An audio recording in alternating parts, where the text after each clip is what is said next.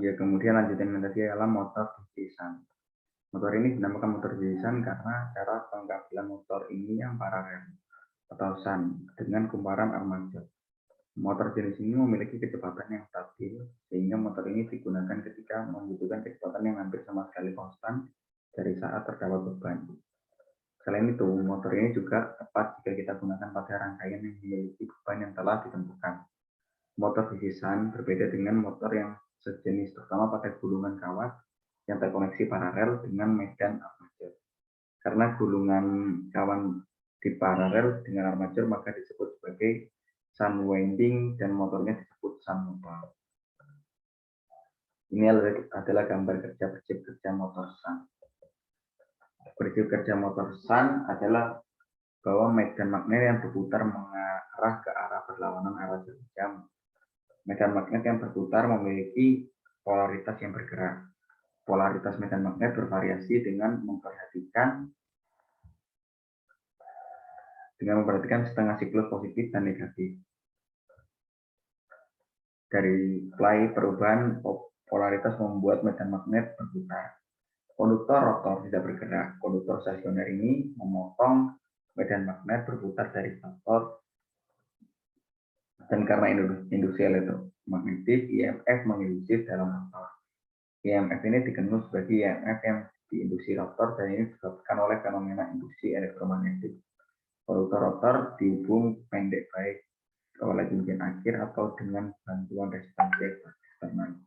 Gerakan relatif antara medan magnet yang berputar dan konduktor rotor menginduksi arus dalam konduktor rotor ketika arus mengalir melalui konduktor. Flux menginduksi padanya arus flux rotor sama dengan arah arus rotor. Sekarang kita memiliki dua flux. Satu karena rotor dan yang lain karena stator. Aliran-aliran ini saling berinteraksi. Di satu ujung konduktor, flux saling membatalkan, dan di ujung lainnya kerapatan flux sangat tinggi. Dengan demikian, flux densitas tinggi mencoba untuk mendorong konduktor rotor menuju era flux densitas rendah. Fenomena ini menginduksi torsi pada konduktor dan torsi ini dikenal sebagai torsi elektromagnetik. Arah torsi elektromagnetik dan medan magnet yang berputar adalah sama. Dengan demikian, rotor mulai berputar ke arah yang sama dengan medan magnet yang berputar. Kecepatan rotor selalu ukuran dari medan magnet yang berputar atau kecepatan sinkron. Rotor mencoba beralih dengan kecepatan rotor, tetapi selalu terlepas. Dengan demikian, motor tidak pernah berjalan pada kecepatan medan magnet yang berputar. Dan ini adalah alasan karena motor induksi juga dikenal sebagai motor asinkron. Spesifikatif motor shunt. Di sini ada rangka motor, pemegang sikat, pegas, sikat karbon, kipas, komutator, jangkar, dan poros motor. Penggunaan motor shunt. Material-material di area pertambangan sangat beraneka ragam, mulai dari yang lunak dan cair seperti lumpur, sampai tanah bebatuan yang keras seperti batu bara dan bebatuan lainnya. Karena hal ini, beban yang diangkat oleh bucket maupun belt conveyor menjadi tidak konstan, sehingga motor yang cocok digunakan adalah motor shunt. Karena motor ini kecepatannya dapat diatur step by step, sehingga kecepatan putaran motor dapat disesuaikan dengan kondisi beban yang diangkat. Tempat dan harga beli motor shunt. Nama web toko Madini Shaker, lokasi tempat Gadget Slitanau, Jerman. Link web tokonya seperti yang tersedia, nama alat Baumanter GNA 160 SV.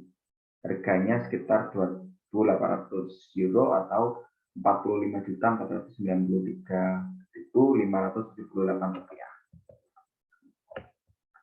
Di sini saya akan membacakan contoh soal motor shunt. Sebuah motor DC shunt 50 kW 250 volt 1300 rpm ketika diuji tanpa beban pada tegangan 250 volt menarik arus jangkar sebesar 13,2 ampere. Sedangkan kecepatannya adalah 1215 rpm. Setelah melakukan tes lain ditemukan bahwa RA sama dengan 0,06 ohm dan RF sama dengan 50 ohm, sedangkan VB sama dengan 2 volt. Hitung efisiensi motor pada beban poros 50 kW pada tegangan optimalnya dengan kecepatan 1195 rpm dengan menganggap kehilangan beban adalah 1% dari waktu. Hitung beban agar motor memiliki efisiensi maksimum. Ya, di sini caranya yang pertama ialah kita menghitung armatur input, yaitu 250 kali 13,2 sama dengan 3.300 watt. Kemudian kita memasukkan rumusnya P sama dengan PIO sama dengan plus PFW sama dengan 3.300 minus 0,06 dikali 13,2 kemudian dikuadratkan. Maka hasilnya ialah 3263. Kemudian kita mencari A, kita mencari P-in-nya sama dengan 250 kali 229,6 tambah 250 kuadrat plus per 50 sama dengan 58.650 Watt. Efisiensinya 50.000 per 58.650 dikali 100 sama dengan 85,25%. Jadi efisiensi yang didapat dari hitungan di atas adalah 85,25%. Kemudian kita juga menghitung efisiensi lagi 250 IA dikurangi 0,06 IA kuadrat dikurangi 2 IA dikurangi 3763 dalam kurung P out plus PST per 25 IA plus 250 kali 5. Kemudian untuk efisiensi maksimalnya di efisiensi per DIA sama dengan 0.